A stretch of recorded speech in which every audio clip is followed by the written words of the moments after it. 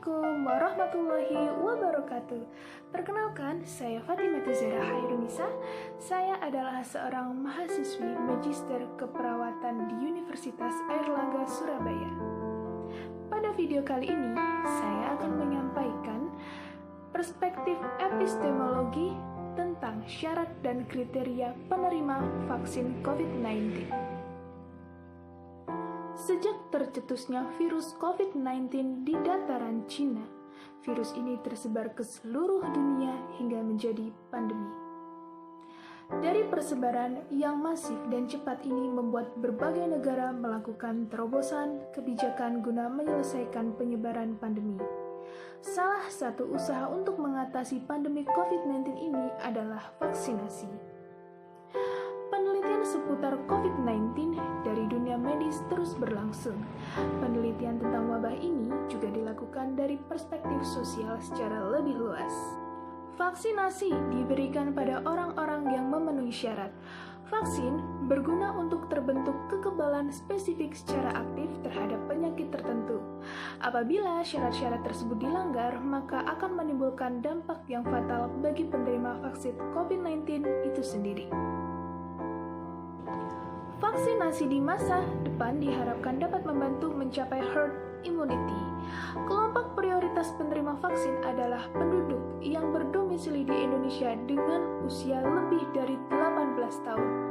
Pertahapan dan penetapan kelompok prioritas penerima vaksin ini dengan memperhatikan WHO Strategic Advisor Group of Expert on Immunization serta kajian dari Komite Penasehat Ahli Imunisasi Nasional. Pun beberapa individu atau kelompok yang tidak bisa menerima vaksin adalah sebagai berikut. Pertama, orang sakit. Kedua, memiliki penyakit penyerta. Tiga, tidak sesuai usia. Empat, memiliki riwayat autoimun. Dan kelima, penyintas COVID-19. Orang yang sedang sakit. Orang yang sedang sakit tidak boleh menjalani vaksinasi. Jika sedang sakit, peserta harus sembuh terlebih dahulu sebelum divaksin.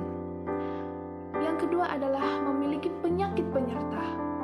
Orang dengan penyakit penyerta yang tidak terkontrol seperti diabetes atau hipertensi disarankan tidak menjalani vaksin. Oleh karena itu, sebelum pelaksanaan vaksin, semua orang akan dicek kondisi tubuhnya terlebih dahulu. Mereka yang memiliki penyakit komorbid harus dalam kondisi terkontrol untuk mendapat persetujuan vaksinasi dari dokter yang merawat. Tidak sesuai usia. Sesuai anjuran pemerintah, orang yang mendapat vaksin COVID-19 adalah kelompok usia 18 tahun ke atas. Artinya, mereka yang di luar dari kelompok tersebut seperti anak-anak belum boleh menerima vaksin.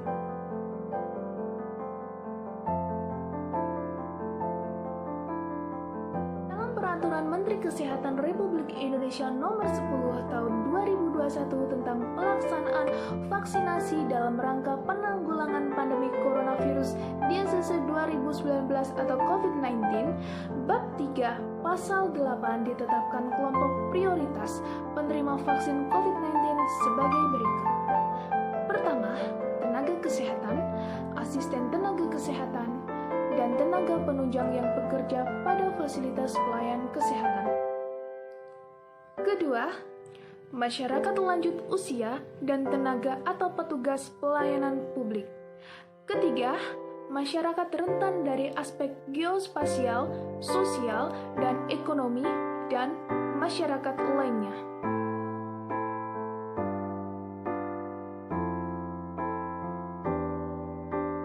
Epistemologi, COVID-19 dipandang dalam lingkup tata kehidupan kemanusiaan.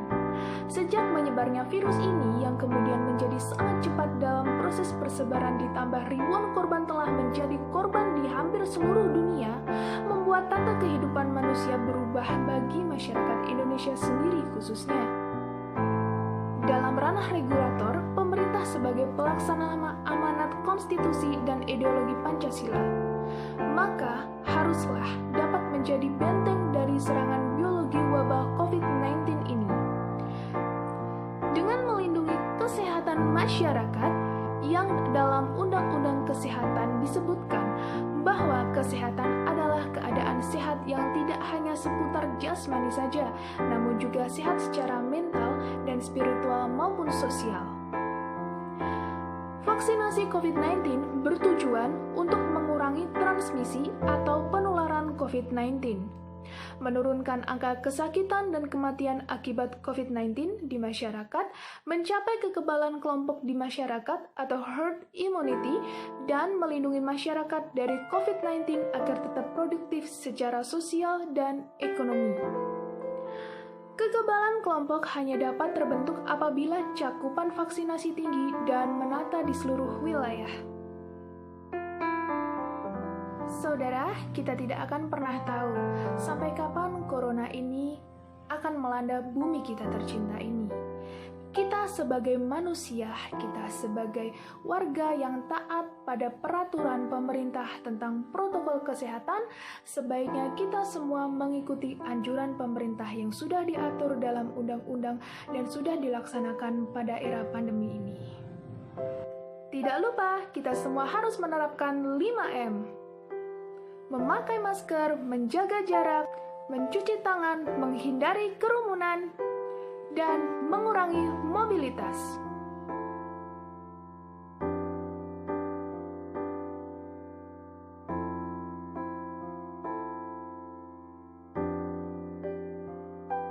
Teman-teman dan saudara sekalian, jika kalian merasa memenuhi kriteria dan syarat yang saya sebutkan pada video di atas, mari kita semua untuk melakukan vaksin.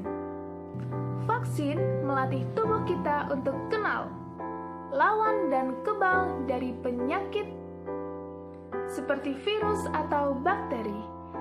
Tak kenal, maka tak kebal. Ayo warga Indonesia, saudara yang di rumah dan teman-teman semua melaksanakan vaksinasi. Jangan takut divaksin, stop hoax. Demikian video penjelasan dari saya. Kurang lebihnya saya mohon maaf. Wassalamualaikum warahmatullahi wabarakatuh. Jangan lupa share, like, dan subscribe. Thank you.